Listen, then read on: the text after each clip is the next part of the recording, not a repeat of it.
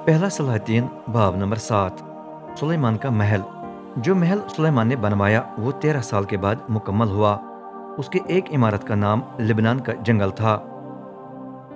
इमारत की लंबाई 100 हाथ, चौड़ाई 50 हाथ और ऊंचाई 30 हाथ थी। निचली मंजिल एक बड़ा दीवान खाना था जिसके दीवार की लकड़ी के 45 सितून थे। 15-15 सितूनों को 3 कतारों में खड़ा किया गया था। सितूनों पर शहतीर थे जिन पर दूसरी मंजिल के फर्श के लिए देवदार के तख्ते लगाए गए थे। दूसरी मंजिल के मुख्तलिफ कमरे थे और छत भी देवदार की लकड़ी से बनाई गई थी। दीवान खाना की दोनों लंबी दीवारों में 3-3 खिड़कियां थीं और एक दीवार की खिड़कियां दूसरी दीवार की खिड़कियों के बिल्कुल मुकाबिल थीं। इन दीवारों के 3-3 दरवाजे भी एक दूसरे के मुकाबिल थे। उनकी चौखटों की लकड़ी के 4-4 कोने थे। इसके अलावा सुलेमान ने सितूनों का दीवान खाना बनवाया जिसकी लंबाई 50 हाथ और चौड़ाई 30 हाथ थी। दीवान खाना के सामने सितूनों का बरामदा था। उसने दीवान खाना भी तामीर किया जो दीवानी अदल कहलाता था। उसमें उसका तख्त था और वहां वो लोगों की अदालत करता था। दीवान की चारों दीवारों पर फर्श से लेकर छत तक देवदार के तख्ते लगे हुए थे। दीवान के पीछे सहन था जिसमें बादशाह का रिहायशी महल था। महल का नमूना दीवान खाना जैसा था। उसकी मिस्री बीवी फिर उनकी बेटी का महल भी नमूना में दीवान से मुताबिक रखता था। ये तमाम इमारतें बुनियादों से लेकर छत तक और बाहर से लेकर बड़े सहन तक आला किस्म के पत्थरों से बनी हुई थीं। ऐसे पत्थरों से जो चारों तरफ आरे से नाप के एन मुताबिक काटे गए थे।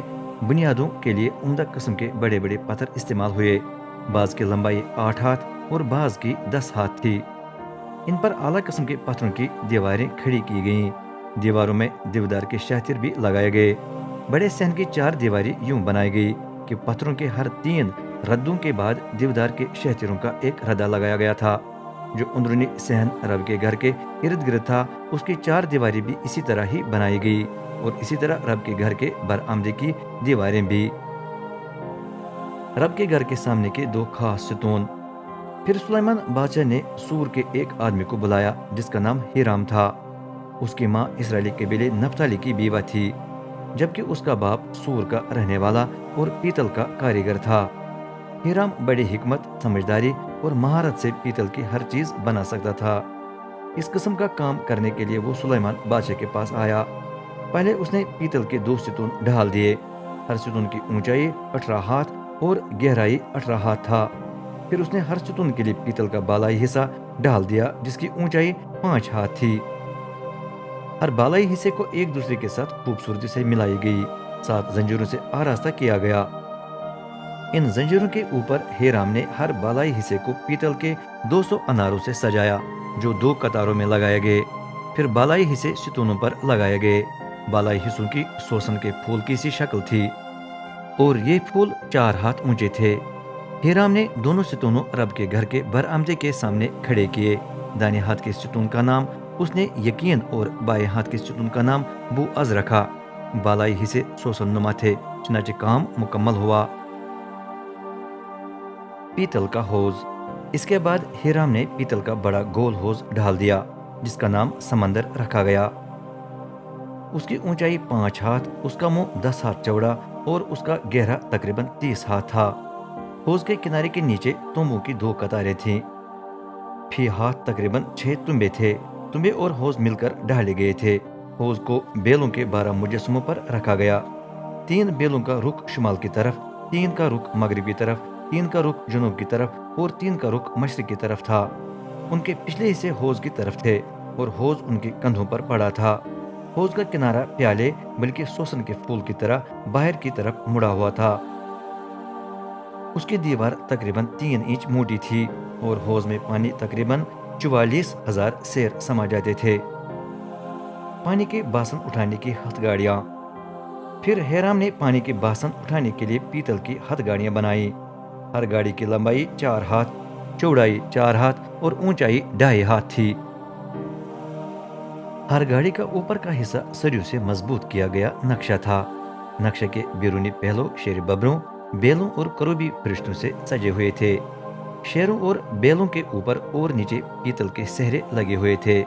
हर गाड़ी के 4 पहिए और 2 दोहरे थे। یہ بھی پیتل کے تھے۔ چاروں کونوں پر پیتل کے ایسے ٹکڑے لگے تھے جن پر باسن رکھے جاتے تھے۔ یہ ٹکڑے بھی سہروں سے سجے ہوئے تھے۔ نقشے کے اندر جس جگہ باسن کو رکھا جاتا تھا وہ گول تھی۔ اس کی اونچائی 1 ہاتھ تھی اور اس کا منہ تقریباً 1 ہاتھ چوڑا تھا۔ اس کے بیرونی پہلو پر چیزیں کنندہ کی گئی تھیں۔ گاڑی کا نقشہ گول نہیں بلکہ چورس تھا۔ گاڑی کے نقشے کے نیچے مذکورہ 4 پہیے تھے جو دوہروں سے جڑے تھے۔ دوہرے نقشے کے ساتھ ہی ڈھل گئے تھے۔ ہر پہیہ تقریباً 1.5 ہاتھ چوڑا تھا۔ پہیے رتھوں کے پہیوں کی مانند تھے۔ ان کے دوہرے کنارے، تار اور نائبیں سب کے سب پیتل سے ڈھالے گئے تھے۔ گاڑیوں کے 4 کونوں پر دستے لگے تھے جو نقشے کے ساتھ مل کر ڈھالے گئے تھے۔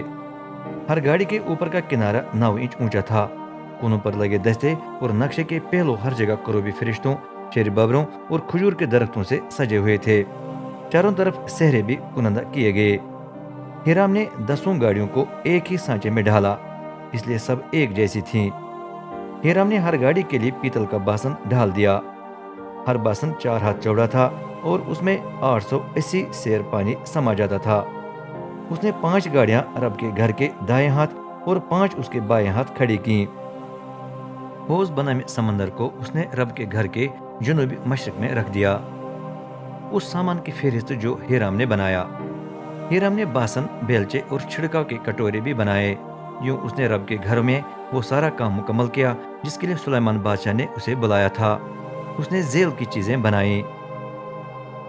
ستونوں پر لگی پیالوں نما بالائی حصے، بالائی حصوں پر لگی زنجیروں کا نمونہ، زنجیروں کے اوپر لگے انار، فی بالائی حصہ 200 عدد، 10 ہاتھ گاڑیاں، ان پر کے پانی کے 10 باسن، حوض بنامی سمندر، اسے اٹھانے والے بیل کے 12 مجسمے، بالٹیاں، بیلچے اور چھڑکاؤ کے کٹورے۔ یہ تمام سامان جو ہیرام نے سلیمان کے حکم پر رب کے گھر کے لیے بنایا پیتل سے چمکایا گیا تھا۔ بادشاہ نے اسے وادی یردن میں سکات اور زرتان کے درمیان ڈھلوایا۔ وہاں ایک فاؤنڈری تھی جہاں ہیرام نے گھاڑی کے سانچے بنا کر ہر چیز ڈھال دی۔ اس سامان کے لیے سلیمان بادشاہ نے اتنا زیادہ پیتل استعمال کیا کہ اس کا کل وزن معلوم نہ ہو سکا۔ رب کے گھر کے اندر کے لیے سلیمان نے درج ذیل سامان بنوایا۔ سونے کی قربان گاہ، سونے کی وہ میز جس پر رب کے لیے مخصوص روٹیاں پڑی رہتی تھیں، خالص سونے کے 10 شمعدان جو مقدس ترین کمرے کے سامنے رکھے گئے، 5 دروازے کے داہنے ہاتھ اور 5 اس کے بائیں ہاتھ۔ سونے کے وہ پھول جن سے شمعدان آراستہ تھے، سونے کے چراغ اور بتی بجھانے کے اوزار، خالص سونے کے باسن، چراغ کو کترنے کے اوزار، چھڑکاؤ کے کٹورے اور پیالے، جلتے ہوئے کوئلے کے لیے خالص سونے کے برتن، مقدس ترین کمرے اور بڑے دیوان خانے کے دروازوں کے قبضے۔